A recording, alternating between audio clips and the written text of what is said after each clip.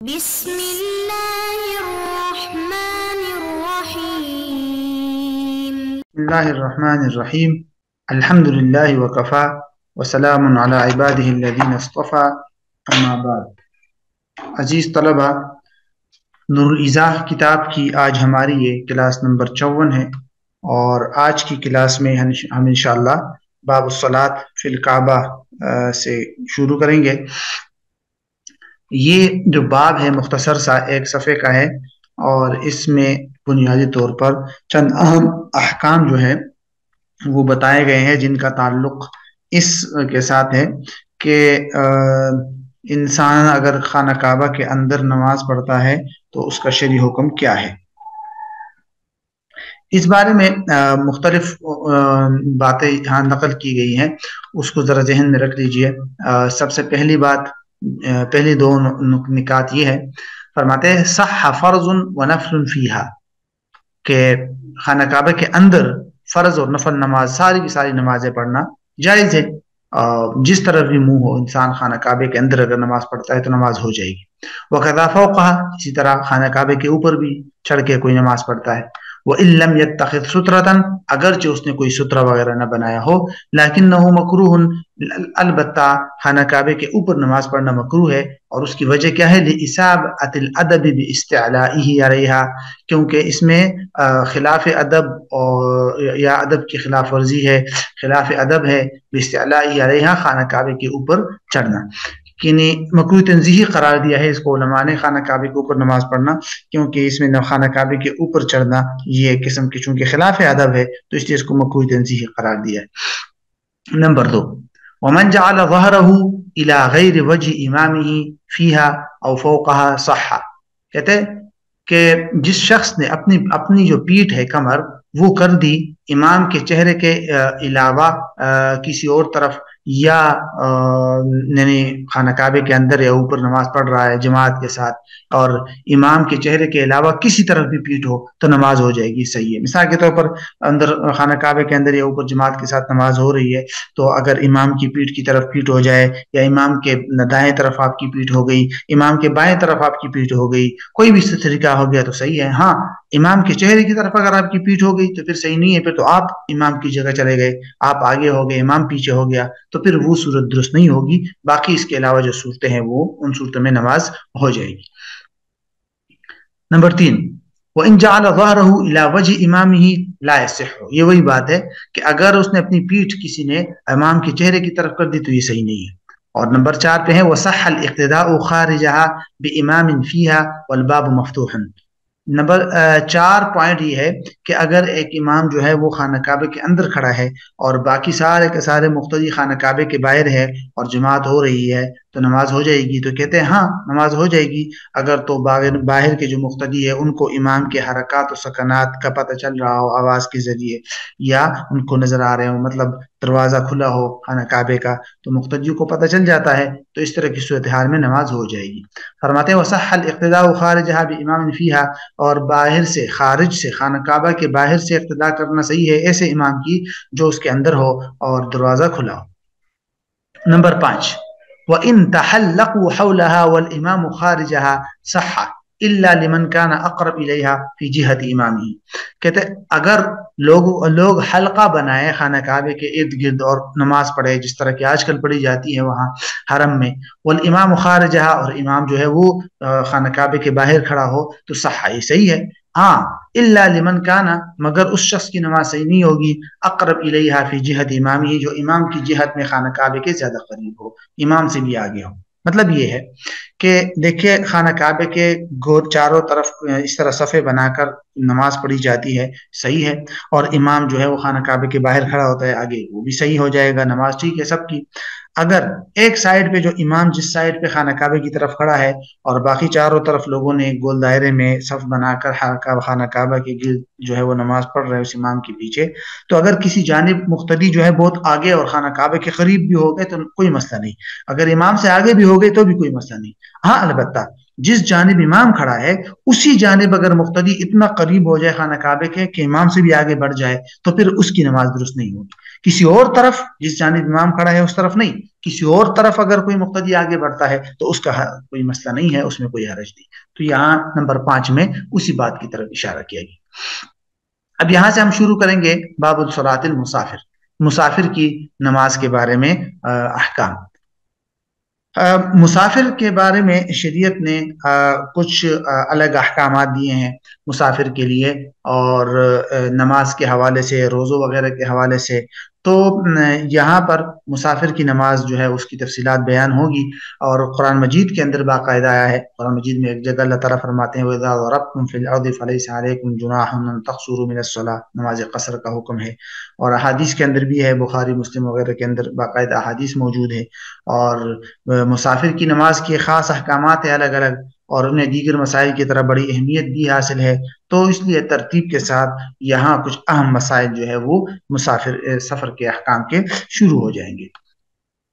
सबसे किताब और बाकायदा इस बाब को शुरू करने से पहले बुनियादी तौर पर आपने ये चंद बातें जहन में रखनी होगी, जिससे इंशाअल्लाह फिर आगे मुकम्मल बाब के मसाइल समझना और भी ज्यादा आसान हो जाएंगे। हम तरतीब के साथ ये बातें देखते हैं। सबसे पहले हम देखते हैं सफर शरी की मिकदार।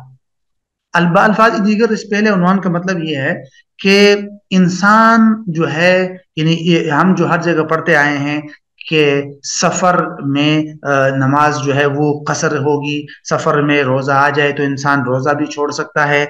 इसी तरह सफर में जो है मौजू की पर मसा करने की जो तरतीब है वो एक के दिन के बजाय 3 दिन 3 रातों तक हो जाता है। इसी तरह सफर में औरत के लिए महरम का साथ होना जरूरी है। इस तरह के जो खास खास अहकामात है सफर के, उससे कौन सा सफर मुराद है? क्या हर किस्म के सफर मुराद है? हर किस्म के सफर में इंसान कसर कर सकता है, रोजा छोड़ सकता है और 3 दिन मसा कर सकता है वगैरह वगैरह, या सफर से खास किस्म का सफर या एक खास मिकदार के सफर मुराद है? तो उलमा ने लिखा है कि नहीं, सफर से मुराद सफर शरी है, ठीक है, आम सफर मुराद नहीं है। अब सफर शरी किसको कहते हैं, यहाँ वही बात बयान की जाएगी। सफर शरी की मिकदार, सफर शरी की मिकदार अगर आप कदीम किताबों में देखें तो वहां उमूमी तौर पर जो तारीफ की जाती है सफर शरी की, वो यूं की जाती है कि पैदल चलने वाले या ऊंट वगैरह के जो सवार होते हैं वो, और काफिले की शक्ल में जब सफर करते हैं, ठीक है, पैदल चलने वाले पैदल चलने वालों का पैदल का सफर, या ऊंट सवार के जो काफिले होते हैं वो सफर करे, और मुकम्मल अपने आराम और खाने पीने के टाइम के साथ साथ, मतलब खाना पीना भी दरमियान में रखे अपने तरतीब पे खाए, जो आराम का वक्त है उसमें आराम करे, ठीक है, और रफ्तार भी दरमियानी रखे, न तेज न बहुत ज्यादा सुस्त। और इस तरह चलते हुए 3 दिन और 3 रातों में वो जितनी मसाफत तय करते हैं वो है सफर शरी की मिकदार, वो है सफर शरी की मिकदार। तो आसान अल्फाज में हम इसकी अब सफर शरी की मिकदार की तारीफ कितनी करेंगे कि 3 दिन और 3 रातों में तय होने वाला वो फासला जो लोग पैदल चलते हुए तय करते हों या ऊंट सवार काफिले उसको चलते हुए तय करते हों। और ये मतलब नहीं है कि दिन रात वो चलते रहे, मतलब ये है कि आराम के टाइम रात को सोते रहे मुकम्मल, खाने के टाइम खाना खाते रहे और रफ्तार भी दरमियानी रखे। तो इस तरह के रफ्तार के साथ और इस तरह की तरतीब के साथ 3 दिन और 3 रातों में जो फासला तय होता है उतना फासला सफर शरी कहलाएगा। अब उतना फासला सफर शरी के हिसाब से कितना होगा ये तो कदीम किताबों में लिखा जाता है। बाद में उलमा ने इसकी तहकीक की और उलमा ने लिखा है कि उसकी कम अज कम मिकदार अंग्रेजी मील के एतबार से 48 मील है, 48 मील, और मौजूदा हिसाब से आप तकरीबन 77 बल्कि 77.25 किलोमीटर बनता है, 77.25 किलोमीटर। तो लिहाजा अब अगर कोई शख्स 77 या 77 किलोमीटर दूर किसी इलाके की नीयत से सफर शुरू कर दे तो ये शख्स जो है वो सफरी शरी पर होगा। और ये जो शरी मसाफत है इसका एतबार अपने घर के निकलने से नहीं होता, अपने शहर या अपने इलाके और बस्ती और फिनाए मिस्र अगर है तो उससे आगे निकल जाए, मतलब इमारतों वगैरह से निकल जाए तो तब ये फिर कसर करेगा और इस पर कसर के अहकामात और सफर के अहकामात जो है वो शुरू हो जाएंगे। तो ये है सफर शरी की मिकदार। अब आते हैं हम दूसरी बात की तरफ, मुसाफिर इंसान कब बनता है? شریعت کی نظر میں انسان مسافر تب بنتا ہے جب 3 شرائط پائی جائے. یہ بات ذہن میں رکھے، یہ بہت ضروری ہے. انسان مسافر تب بنتا ہے کہ جب انسان میں یہ 3 باتیں پائی جائے. نمبر 1، 3 دن اور 3 راتوں کی مسافت ہو، مطلب یعنی جو ابھی ہم نے پڑھا کہ سفر شرعی کی مقدار کا مسافر ہو، 77 کلومیٹر کے ارادے سے نکلے. اس سے کم کے ارادے سے اگر نکلے گا 50 کلومیٹر 30 کلومیٹر تو وہ شریعت کی نظر میں مسافر نہیں ہے. ٹھیک ہے. نمبر 2، اپنے شہر کی حدود سے اور عمارتوں سے نکل جائے. ابھی اپنے شہر میں ہے اور عمارتوں کے اندر ہی ہے تو وہ بھی ابھی اس پر مسافر کے احکام نہیں ہوں گے، ابھی وہ مسافر نہیں بنا. ٹھیک ہے. تو یہ بنیادی طور پر دو باتیں ہو گئی. اور تیسری بات جو ہے وہ علماء نے لکھا ہے کہ کم از کم یعنی 15 دن یا 15 دن سے کم یعنی 15 دن سے کم کی نیت ہو اس کی کسی جگہ جانے تک. یہ تو خیر وہاں پہنچ کر پھر یہ مقیم بنتا ہے، اگر 15 دن سے زیادہ ہو راستے میں وہ مسافر ہی ہوگا. اس سے جو آخری بات ہے اس کا تعلق اس جگہ تک پہنچنے کے بعد کے حکم کے ساتھ ہے کہ آپ مثال کے طور پر اسلام آباد سے کراچی جا رہے ہیں تو راستے میں تو آپ مسافر ہی ہے، لیکن وہاں اگر آپ کا ارادہ 15 دن سے زیادہ رہنے کا ہے تو پھر آپ وہاں مسافر نہیں ہیں. ٹھیک ہے. وہاں پھر آپ مسافر نہیں ہیں اور لیکن راستے میں آپ مسافر ہیں.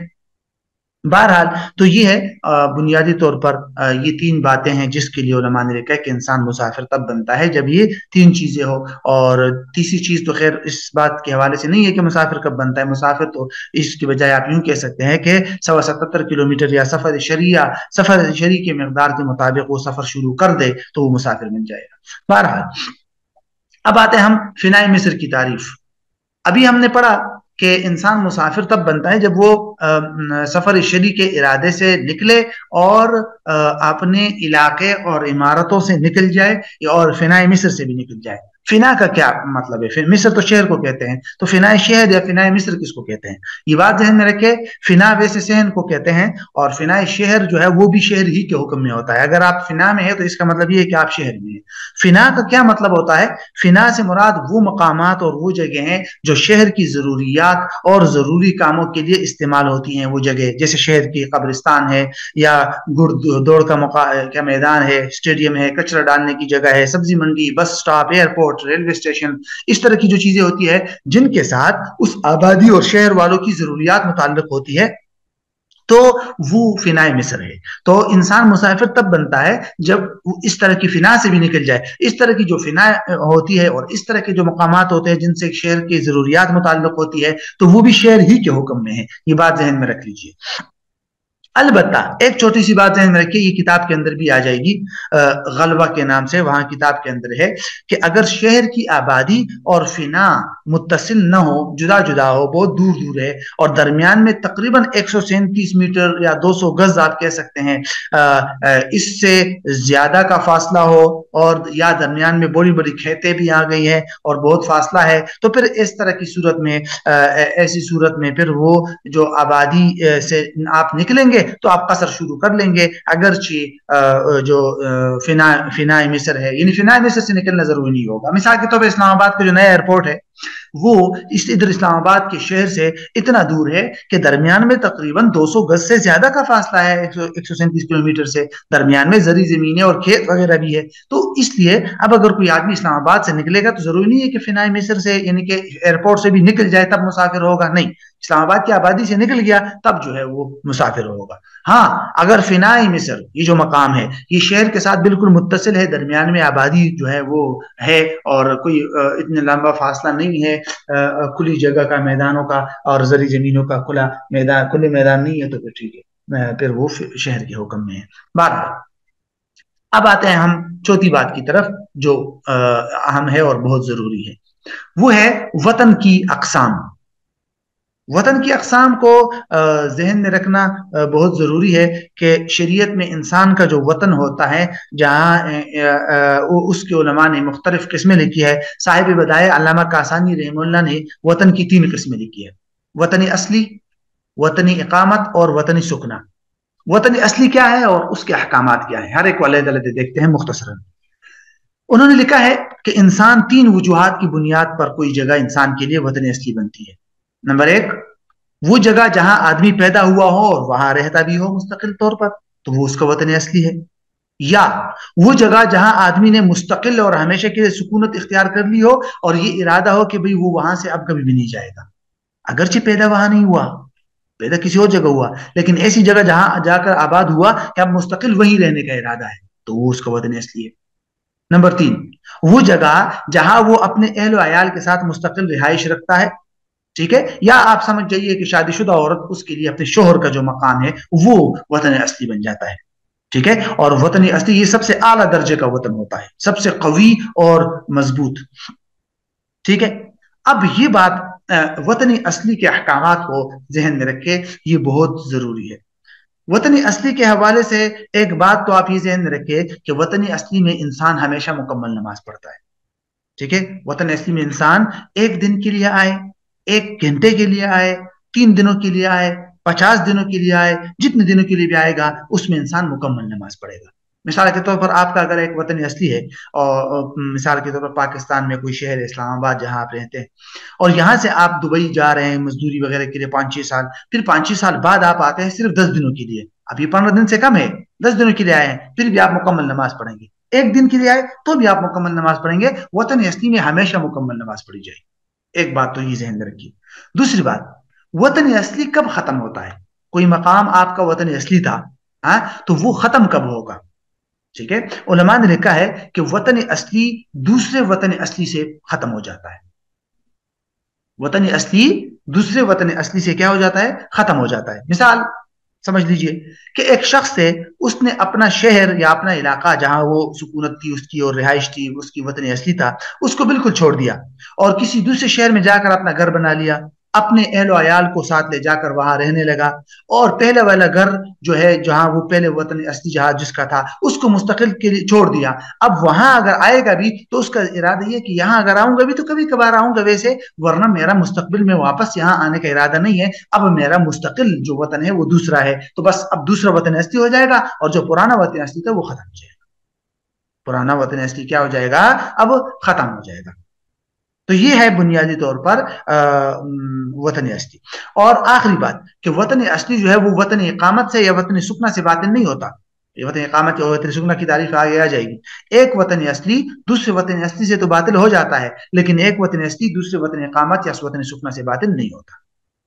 اب آتے ہیں ہم وطن اقامت کی طرف کہ وطن اقامت کس کو کہتے ہیں۔ وطن اقامت کا مطلب ہوتا ہے کہ وہ شہر یا وہ مقام جہاں مسافر آدمی 15 دن یا 15 دنوں سے زیادہ ٹھہرنے کی نیت سے وہاں رہنے لگ جائے تو وہ مقام اس کا وطنی اقامت بن جاتا ہے، ٹھیک ہے۔ ہر وہ جگہ جہاں مسافر آیا ہے، اپنے وطن اصلی سے مسافر آیا ہے جاب کے لیے، تعلیم کے لیے، کسی بھی چیز کے لیے، اور اس نیت سے آیا ہے کہ وہ 15 دن یا 15 دن سے زیادہ وہاں رہے گا، اس ارادے سے، اس نیت سے آیا ہے، تو بس وہ اس کا وطنی اقامت بن جائے گا، ٹھیک ہے۔ وطن اقامت کا کیا احکامات کیا ہے؟ علماء نے لکھا ہے کہ وطن اقامت جو ہے وہ 3 صورتوں میں ختم ہو جاتا ہے، ٹھیک ہے۔ پہلی بات تو یہ ذہن رکھیے کہ وطن اقامت، یہ بات ذہن رکھیں کہ وطن اقامت میں بھی آپ مکمل نماز پڑھیں گے، ٹھیک ہے، کیوں جب آپ وطن اقامت میں 15 دن یا 15 دن سے زیادہ ٹھہرنے کا ارادے سے آئیں گے تو آپ مکمل نماز پڑھیں گے، لیکن ایک مرتبہ آپ نے ایک جگہ کو وطن اقامت بنا دیا، آپ اسلام آباد آپ کا اصل گھر تھا اور آپ کراچی آئے 15 دن یا 20 دن کے لیے چلے، تو ان 20 دنوں میں تو آپ وہاں مکمل نماز پڑھیں گے، لیکن اس کے بعد آپ واپس پاکستان اسلام آباد چلے گئے، واپس اگر کراچی آئیں گے تو کیا آپ وہاں واپس دوبارہ جب آئیں گے تو وہاں آپ مکمل نماز پڑھیں گے یا کیسے؟ تو کیا یا دوبارہ جب آپ آئیں گے تو کیا حکم ہوگا؟ تو اس کے لیے پہلے یہ بات آپ ذہن میں رکھیں کہ وطن اقامت جو ہے وہ 3 چیزوں سے ختم ہو جاتا ہے۔ نمبر 1، وطن اقامت جو ہے وہ وطن اصلی سے ختم ہو جاتا ہے۔ کیسے؟ کہ وطن اصلی آپ کا اسلام آباد ہے، آپ کراچی گئے 20 دنوں کے لیے اور پھر وہاں کراچی سے آپ نے مستقل وہ 20 دنوں کے بعد اپنا ٹھکانہ ختم کر دیا، واپس اپنے مقام اصل وطن اصلی میں آ گئے اسلام آباد، تو وہ جو وطن اقامت تھا وہ ختم ہو گیا۔ اس کے بعد اگر آپ 1-2 دن کے لیے جائیں گے تو قصر کریں گے آپ کراچی میں، 1-2 دن کے لیے اگر جائیں گے، ہاں دوبارہ 15 دن سے زیادہ کے لیے جائیں گے تو دوبارہ وطن اقامت بن جائے گا، وہ تو الگ بات ہے، ٹھیک ہے۔ ایک نمبر 2، وطن اقامت جو ہے وہ دوسرے وطن اقامت سے بھی ختم ہو جاتا ہے۔ کیسے؟